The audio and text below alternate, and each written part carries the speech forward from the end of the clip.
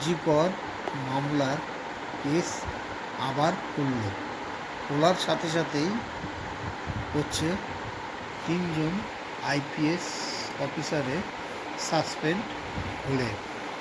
তার মধ্যে হচ্ছে একজন বিনীত গোয়েল, 2 নম্বর অভিজিৎ গুপ্তা, 3 নম্বর হচ্ছে আর একজন হলো ইন্দিরা মুখোপাধ্যায়। এদেরকে জনতা দেখেছে সেই দিন যেদিন মার্ডার কেসের জন্য এরা হচ্ছে সরাসরি তথ্য প্রমাণ লুটে চেষ্টা করেছিল। সেদিন থেকে জনতা এদেরকে দেখে আসছে এবং তৃপ্তিহারা হয়ে যাচ্ছে এদের কবে শাস্তি হবে। তবে জনতা আজকে খুব খুশি এই বর্তমান সরকার এদেরকে সাসপেন্ড করার জন্য।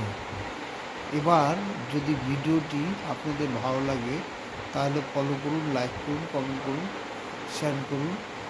Thank you.